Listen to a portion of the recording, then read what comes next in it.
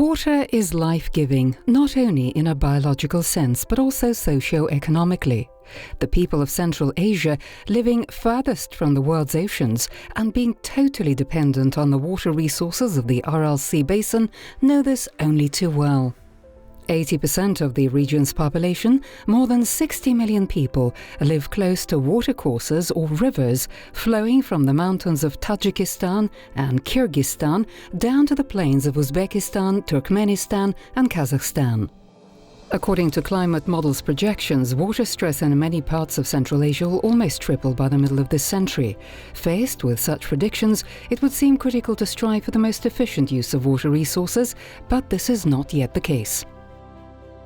According to the United Nations, the water use efficiency in the region, which is measured as freshwater consumption per dollar of value added, is very low, ranging from 84 cents per cubic meter in Kyrgyzstan to $7.2 in Kazakhstan. The average for the region, which is $2.5 per cubic meter, is 8 times lower than the global indicator.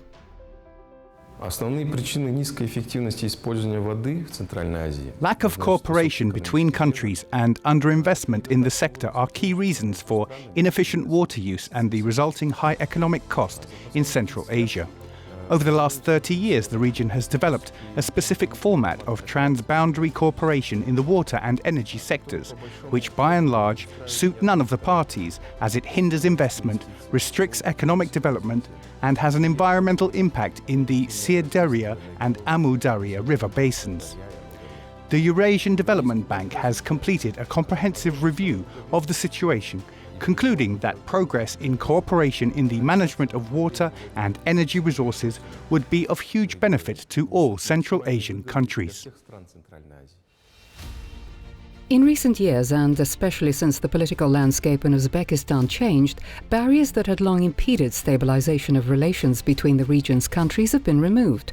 Central Asian countries have increased cooperation through bilateral agreements, including in the water and energy sectors. However, with global climate change and emergence of new energy and water technology, which the Eurasian Development Bank and other international financial institutions are keen to invest in, the costs associated with the absence of comprehensive solutions that would suit all the countries in the region are becoming increasingly apparent. As regional cooperation in Central Asia builds, opportunities arise to reshape interstate relations in the water and energy sectors. The EDB has prepared a report on the regulation of water and energy complex in Central Asia, aiming to identify innovative and wide-ranging approaches to such regulation.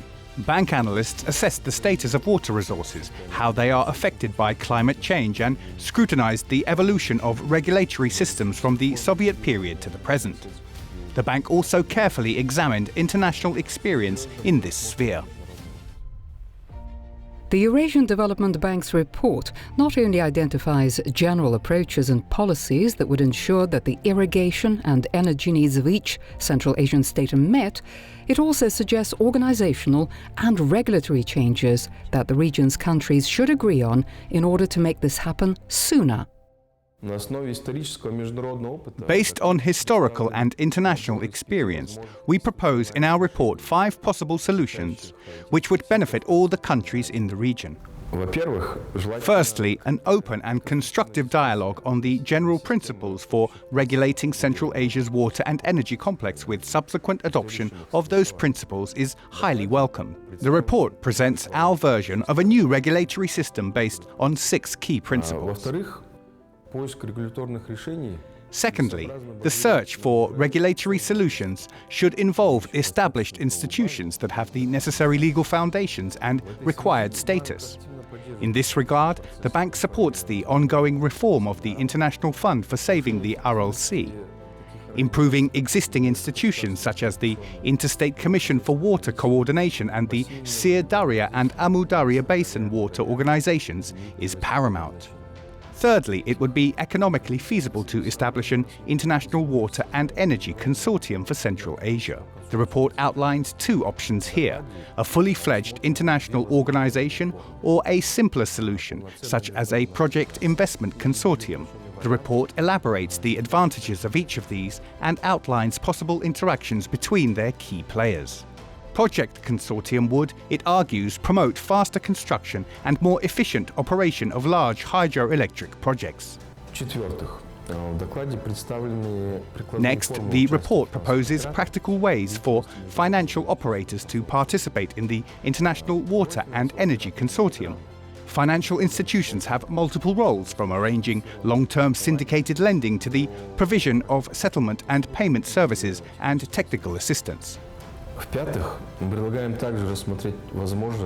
Finally, we propose the establishment of an international research center for the water and energy complex of Central Asia and the channeling more resources into inter-country and intersectional research. The EDB is discussing all these proposals in working meetings and within the bank's expert club with stakeholders and governments of most of the Central Asian countries. Development of the water and energy complex of Central Asia is one of 3 mega projects in which the Eurasian Development Bank plans to invest a total of $1.2 billion over the next 4 years.